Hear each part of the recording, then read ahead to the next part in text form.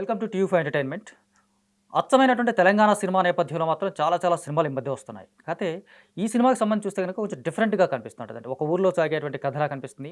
At the same time entertainment full of entertainment తోటి కనిపించేటువంటి cinema. ఇంతకీ సినిమా పేరేంటో కదా! 'తురుమ్ ఖాన్‌లు.'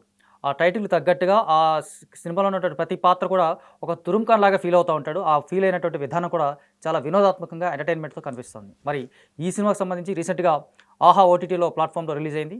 అక్కడ ఆల్రెడీ చాలా చాలా మంచి అప్లాజ్ వస్తుంది ఆ సినిమాకి సంబంధించి చూస్తే గనక. మరి ఆ సినిమాకి సంబంధించి డైరెక్టర్ గారు శివ గారు ఉన్నారు. దాంతో పాటు హీరో ష శ్రీరామ్ శ్రీరామ్. శ్రీరామ్ గారు ఉన్నారు. వాళ్ళతో మాట్లాడదాం. ఆ సినిమాకి సంబంధించిన విశేషాలేంటి మరేం తెలుసుకుందాం. హాయ్ అండి. Hi sir. Hello hi sir. Sir. I'm Shiva Kalyan అండి. 'శివ కళ్యాణ్' 'తురుమ్ ఖాన్‌లో' సినిమా డైరెక్టర్‌ని. శివకాన్ అంటే యాక్చువల్‌గా మీ యాటిట్యూడ్ చూస్తే గనక చాలా సీరియస్ మూవీస్ తీస్తాడు. లేదంటే సీరియస్ సినిమాలు చేస్తూనే ఉంటది. 'తురుమ్ ఖాన్' లాంటి ఒక కంప్లీట్ ఎంటర్‌టైన్‌మెంట్ లాంటి సినిమా మీరు చేశారంటే నమ్మడానికి దూరంగా ఉన్నట్టుగా ఉన్నారు. అంటే ఇది నేను చూడడం సినిమాల్లో నేను జనరల్‌గా ల్యాప్‌టాప్‌లో ఇంట్లో చూడడమే ఎమోషనల్ సినిమాలు చూస్తుంటా. ఓకే. రాయడం మాత్రం ఎంటర్‌టైన్‌మెంటే రాస్తుంటా. ఏ సినిమా ఏ కథ మొదలుపెట్టినా కానీ అందులో ఎంటర్‌టైన్‌మెంటే ఎక్కువ వెళ్తా ఉంటుంది. ఓకే. అందుకే నా స్ట్రెంత్ ఎంటర్‌టైన్‌మెంట్ చిన్నప్పటి నుంచి గానీ అది ఎంటర్‌టైన్‌మెంట్ బాగా మా నాన్న నుంచి వచ్చింది ఎంటర్‌టైన్‌మెంట్ యాక్చువల్‌గా. ఓకే. మా నాన్న బాగా కలిసిన వాళ్ళతోని ఊర్లో చాలా సటారికల్‌గా జోవియల్‌గా, మాట్లాడడం. సెటైరికల్‌గా ఎవరైనా రిలేషన్స్ ఇప్పుడు లేవు మన మధ్యన గానీ అప్పుడు పాత వాళ్ళలో ఉండే గదా! అవునవును.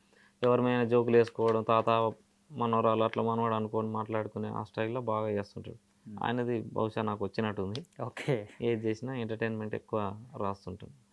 సినిమాకి సంబంధించి అంటే ఒక విలేజ్‌లో జరిగేటువంటి కథలా కనిపిస్తుంది. అంటే మహా అయితే ఒక 2, 3 విలేజ్‌లు. ఒక విలేజ్ తుపాకులగూడెం అని మనం తుపాకులగూడెం అడ్రెస్ ప్రధానంగా చేసిందైతే కనిపిస్తుంటది. తుపాకులగూడెం అని ఒక విలేజ్‌లో జరిగే కథ. అవును. లొకేషన్స్ కోసం 2, 3 ఊర్లు చేసినా అట్లా గానీ అంటే కథ పరంగా చూసినా ఆ అమ్మాయి ఇప్పుడు హీరోయిన్ అవును. క్యారెక్టర్ అవును. అవును. పక్క ఊర్లో ఉంటదామె. అవును. ఇవి అవును. అక్కడికి పోయి జస్ట్ ఆ రావడం. 2 గ్రామాల పాత్రలు పరం. మాత్రం ఈ ఊరివి. ఆ! ఆ ఊరికి ఏదైనా చిన్న కాన్‌ఫ్లిక్ట్ మనం అదే. ఆ థర్డ్ హీరోకి ఏదైతే కాన్‌ఫ్లిక్ట్ చేసినామో పోయి రావడం. హ్మ్.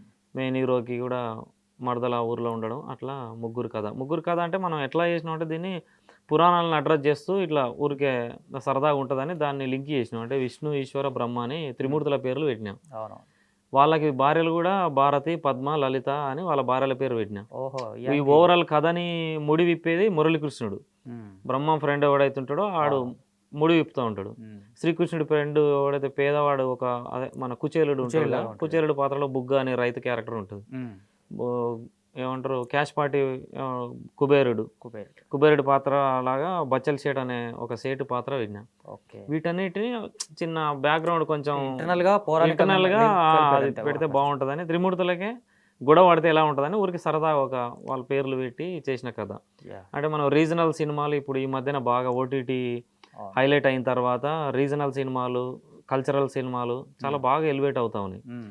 నాకు అప్పట్లో కరోనా వచ్చిన టైంలో ఇంట్లో కూర్చొని ఏం చేయాలో తెలియక ఒక 21 డేస్‌లో ఆలోచించి ఒక కథ రాసుకొని దాన్ని తక్కువ బడ్జెట్ ఒక 40,00,000 దొరికింది నాకు. అంటే 40,00,000 ఇన్వెస్టర్ దొరికిండు. ఆ హ్మ్. 40,00,000 నేనేం చేయగలను అనుకుంటే నాకు నా ఊరు, నా నా డిస్ట్రిక్టు, రీజనల్ సినిమాలాగా నా లాంగ్వేజ్ అక్కడ లాంగ్వేజ్ నాకేదైతే బలం ఉందో నా బలం నా స్ట్రెంగ్త్‌లోకెళ్ళిపోయి అట్లా ఆ రీజనల్ సినిమాని, లోకల్ సినిమాని గ్లోబల్‌గా పరిచయం యాహ్! చేద్దామని ఇప్పుడు అంటే అప్పుడు ప్రధానంగా మనకేమంటదని కరోనా టైంలో వచ్చినటువంటి సినిమాలా కనిపిస్తుంటది. అవును. కరోనాకి ఇంటర్‌లింక్ చేసినటువంటి విధానం కూడా బావుంది నిజానికి. ఆ! అంటే పక్క అమ్మాయి పెళ్లి ఆగిపోవడం, కరోనా ఆ! కారణంగా ఆగిపోవడం అని చెప్పేసి అవును. ప్రతి పెడతాం. కాన్‌ఫ్లిక్టు ఈ హ్మ్. అబ్బాయి కాలేజీ బ్రేక్ అవ్వడం అవును. గూడా కరోనా. కరోనా ఆ కాలంలో అమ్మాయి ఆగిపోతుంది. వాడి పెళ్లి ఆగిపోవడం గూడా కరోనా. హ్మ్. వాడు సాఫ్ట్‌వేర్ ఎంప్లాయీ ఊరికి రావడం గూడా corona. Corona. Main conflict corona. కానీ సినారియో మొత్తం నేచురల్. ఇప్పటికి నేచురల్‌గానే జూసినా పోతుంది. ఊర్లో ఎక్కడ జూసినా నీకు ఏమంటారు నేచురల్‌గా గనిపిస్తుంటది. మనం యాహ్! ఊరికెళ్తే ఉండే వాతావరణమే సన్నివేశాలే ఉంటాయి.